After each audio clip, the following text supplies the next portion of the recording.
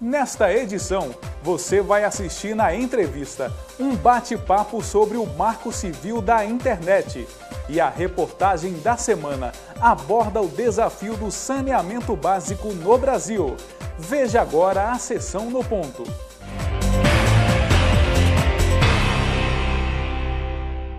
Amanhã, dia 8 de março, comemora-se o Dia Internacional da Mulher. Essa, que é uma data histórica fundamental, é um momento propício para a nossa reflexão na atualidade. A luta pela igualdade de gênero e emancipação feminina é uma questão que diz respeito a toda a sociedade e precisa ser compreendida assim. É urgente eliminar toda forma de discriminação e violência contra a mulher, e esse deve ser um compromisso de todos nós. Uma boa notícia nesse campo é o crescimento da presença feminina na engenharia, uma profissão tradicionalmente masculina. Segundo o estudo do DIESE, feito para a Federação Nacional dos Engenheiros, a FNE, as mulheres já apresentam cerca de 21% da categoria. Elas representam essa quantidade e essa participação vem crescendo ano após ano, indicando uma tendência de equilíbrio no futuro, que é o que todos nós esperamos, um equilíbrio, mulheres iguais aos homens, quer dizer, a mesma oportunidade, a mesma participação, uma coisa extremamente importante. É preciso seguir nesse caminho de avanço. Viva a luta das mulheres, viva a luta dos homens para as mulheres também, viva a luta do cidadão brasileiro.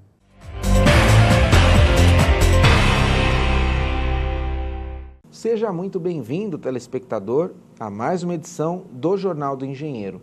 Na nossa entrevista de hoje, vamos voltar a falar sobre o Marco Civil da Internet, que após a sua aprovação, passou pelo processo de regulamentação. Para conversar conosco, estamos recebendo Renata Miele, ela que é secretária-geral do Centro de Estudos de Mídia Alternativa Barão de Tararé e também ocupa o mesmo cargo no Fórum Nacional pela Democratização da Comunicação. Renata, prazer recebê-la novamente aqui. Prazer é todo meu, Fábio. É um prazer poder estar conversando aqui no Jornal dos Engenheiros sobre um tema tão importante. Renata, a gente falou bastante no JE de 2015 sobre o Marco Civil, sobre os seus pilares, sobre o avanço que foi essa legislação. E agora nós estamos aqui tratando da questão da regulamentação. Por que foi necessário e por que é necessária a regulamentação? De que ela cuida numa legislação como o Marco Civil? Então, algumas leis, elas precisam de regulamentação para poder detalhar a forma como seus dispositivos serão aplicados, né? E no caso do Marco Civil, então, há várias diretrizes na lei que requerem um detalhamento para orientar tanto o setor econômico, quanto os usuários, quanto a própria justiça, de como eles precisam proceder para garantir que os direitos estabelecidos na lei sejam garantidos. Então, ano passado foi aberto um processo de consulta pública conduzido pelo Ministério da Justiça, onde se optou por regulamentar dois eixos principais do Marco Civil, que são aqueles que causaram, inclusive, também maior polêmica durante o debate da lei. Um eixo de neutralidade e a questão da privacidade do usuário. Então, passou um grande tempo recebendo consultas ainda genéricas, né? A sociedade civil se mobilizou, apresentou suas propostas, a consulta se encerrou e nós ficamos aguardando, então, o governo apresentar um balanço daquela consulta com uma proposta de uma minuta de decreto, né? Esse processo demorou bastante e só agora, em janeiro, o governo apresentou, né, uma minuta de decreto e pôs essa minuta de decreto em consulta pública, que terminou no dia 29 de fevereiro. Né? O decreto apresentado para o debate possuía pilares fundamentais para garantir a aplicação da lei, mas, ao nosso ver, também dispositivos muito genéricos e vagos que podem futuramente ser alvo de uma disputa judicial de interpretações entre o setor privado e o interesse público, tentando disputar a interpretação do que significa aquele dispositivo, justamente porque é vago demais. Então, acho que o processo foi bastante participativo do debate, e agora a gente precisa ver qual vai ser o decreto que a Presidência da República vai definir a partir das contribuições que foram feitas com base no decreto apresentado, na minuta de decreto apresentada. Perfeito. Renata, você poderia exemplificar o que pode haver de retrocesso nessa regulamentação, que a gente pode andar para trás? Então, é importante dizer que toda a regulamentação ela precisa ser feita no sentido de garantir os direitos conquistados. Então, esse foi o sentido do movimento social na participação dessa segunda fase da consulta. Eu acredito que a gente ainda não sabe a versão final do decreto, né, que vai regulamentar, nós temos só a minuta, mas ao definir e tentar detalhar as exceções à neutralidade da rede previstas na lei, e é importante recuperar a lei, que as exceções à neutralidade se davam apenas em situações de emergência, em situações de catástrofe, então eram situações bastante restritas, né, que permitiam a discriminação do tráfego, né, ou seja, a quebra na neutralidade da rede. O decreto, então, procurou detalhar isso. E neste detalhamento, ele foi vago em alguns aspectos. Então, por exemplo, ele coloca lá que é possível a degradação do sinal em situações de congestionamento de rede. Ora, apenas o congestionamento de rede não pode ser motivo para quebrar a neutralidade, porque nós sabemos que nossas redes estão sim congestionadas pela falta de investimento na construção de mais fibras para atender a demanda da necessidade da internet. Que tipo de congestionamento pode permitir a quebra da neutralidade? Um congestionamento causado por uma tempestade, por alguma coisa que tenha danificado um tronco de rede, por uma situação de emergência e não apenas pelo congestionamento.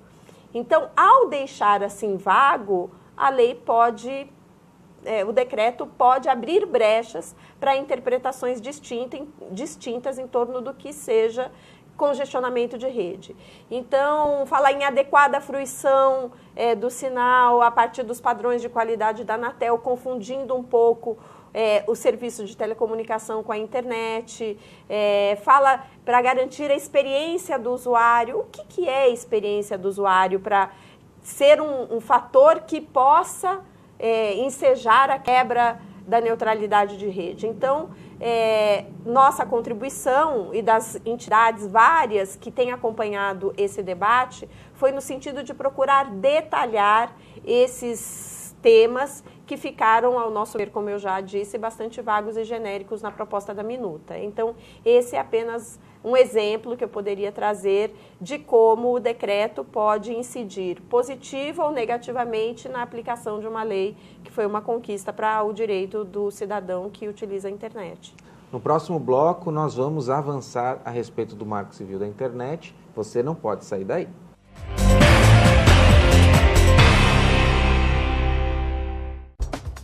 Os associados ao CESP contam com uma assessoria jurídica própria, sempre pronta a esclarecer todas as dúvidas. O atendimento é feito de segunda a sexta-feira, das 10 às 18. Entre em contato e saiba mais.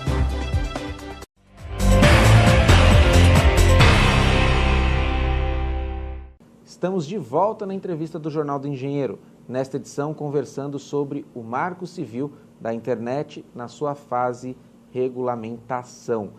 Renata, você falou de dois pilares do Marco Civil, que é a questão da neutralidade, ou seja, não pode se criar castas de pessoas que acessam. Eu não posso só acessar o e-mail, eu não posso acessar só o vídeo, eu tenho que acessar tudo aquilo que eu quiser. Exatamente.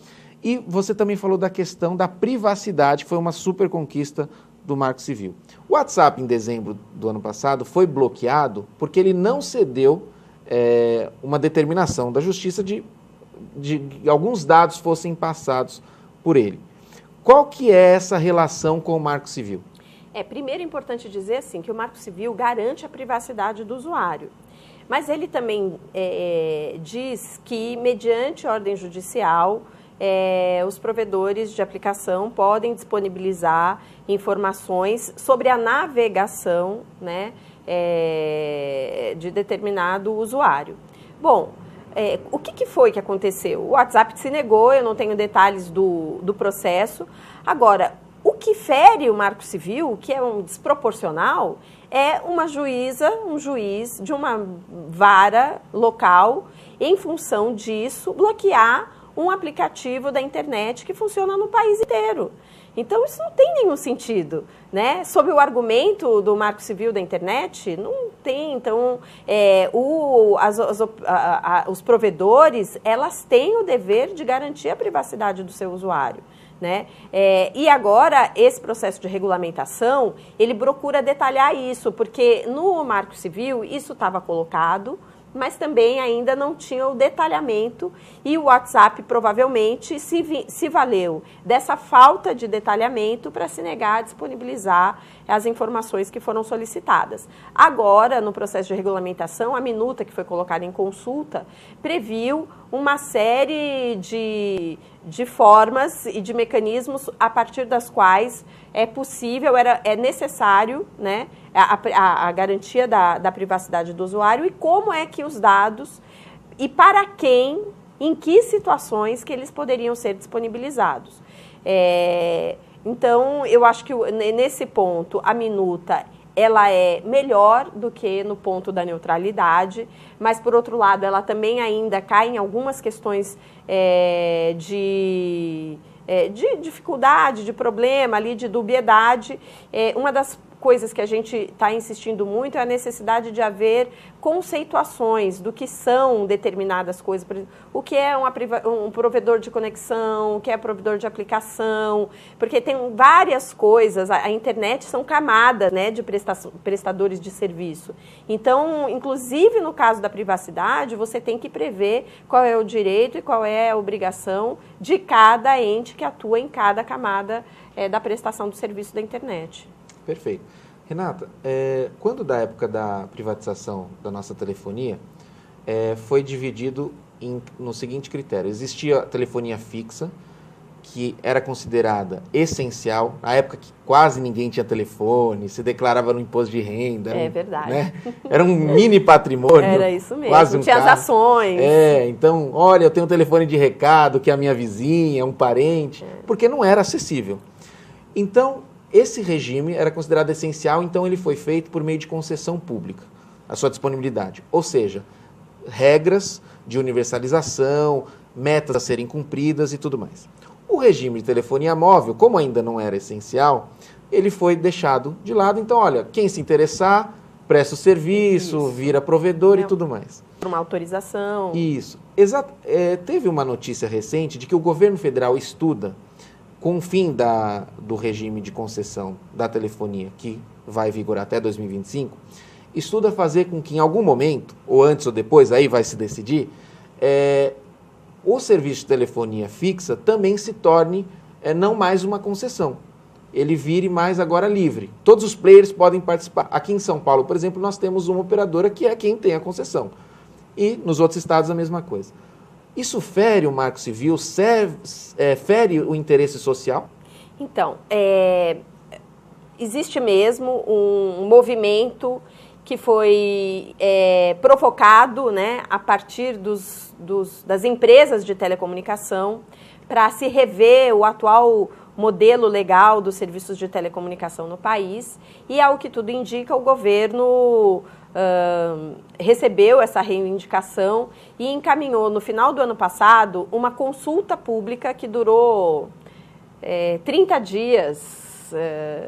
Era para terminar no dia 28, foi lançada no começo de dezembro, era para terminar dia 28 de dezembro e foi prorrogada para 15 de janeiro, perguntando para a sociedade como a sociedade via a mudança no modelo do serviço de telecomunicação.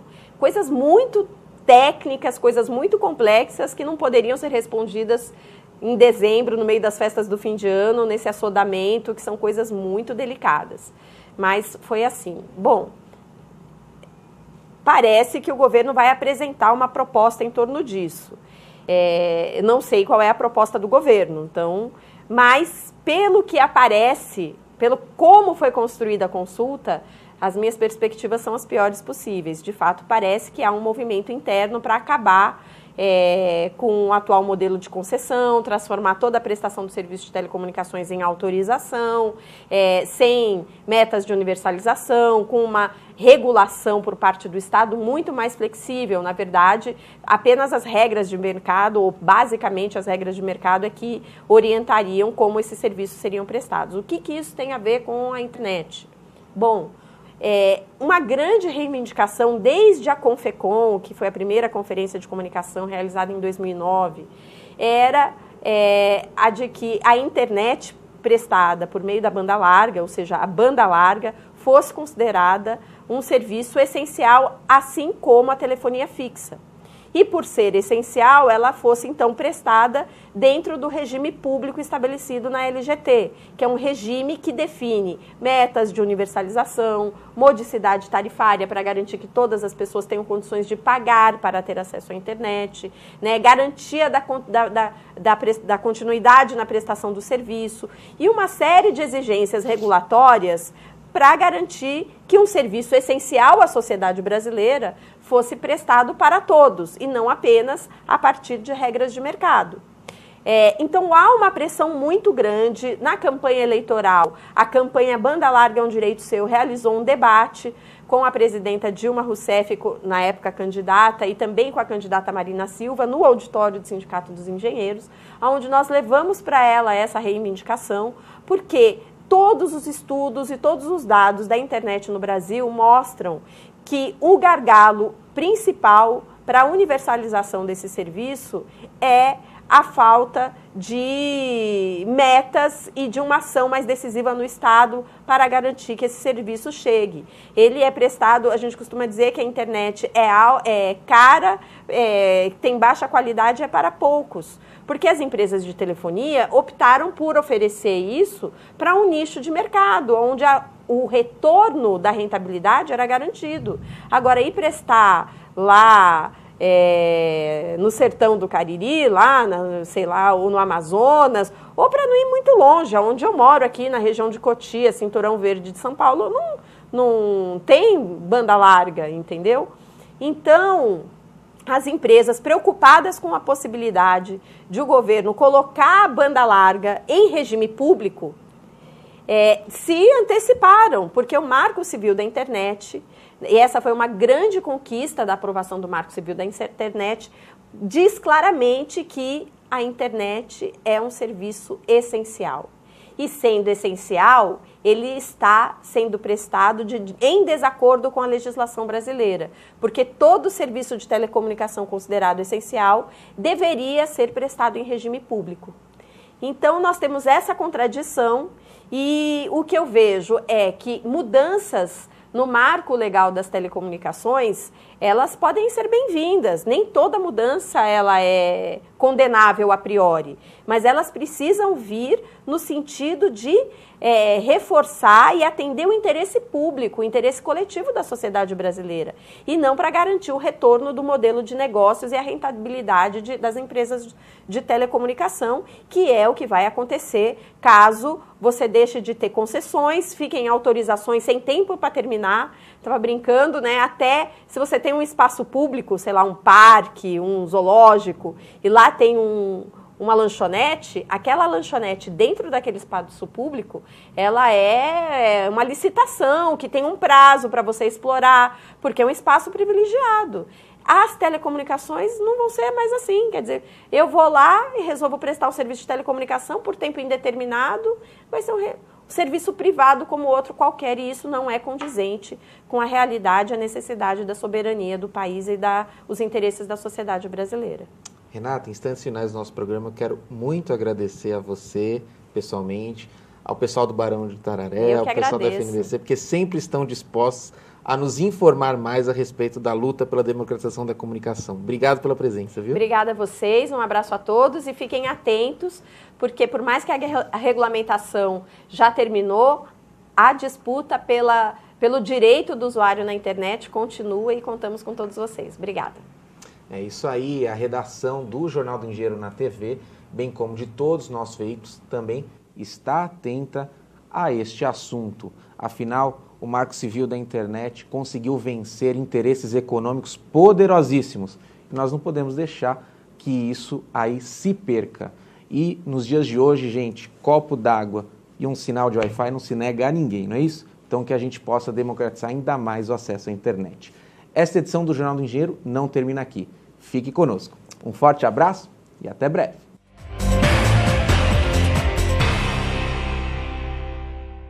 A universalização do serviço de saneamento básico no Brasil só será alcançada no atual ritmo após o ano de 2050, mais de 20 anos depois do prazo previsto no Plano Oficial do Governo Federal.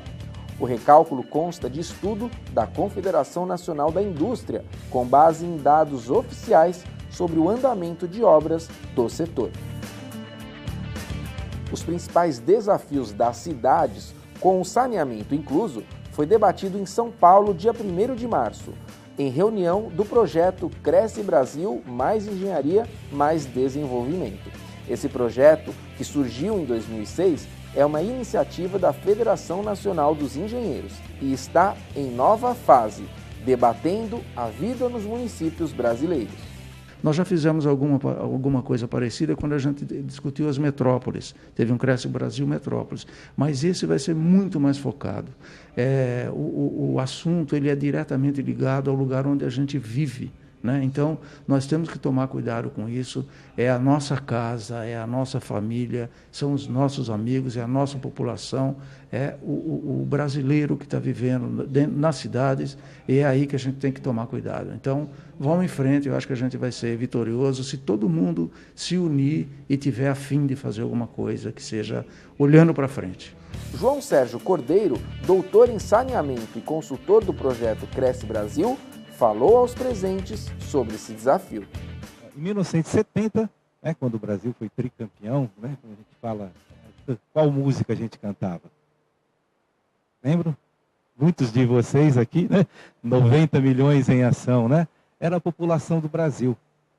Desses 90 milhões, só 55% da população estava na área urbana. Isso significa por volta de 50 milhões. Hoje, 45 anos depois, nós temos 200 milhões e 85% da população na área urbana. Isso representando por volta de 170 milhões. Isso significa que em 45 anos nós mais que triplicamos as áreas urbanas.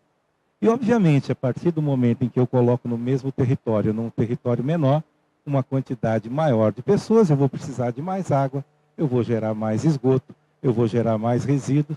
Para o especialista, a engenharia tem que ser protagonista na universalização do acesso à água potável e ao tratamento de esgoto. Nós temos deficiências incríveis na parte de água, de sistemas de esgotamento sanitário, de resíduos sólidos e também na área de manejo das águas pluviais.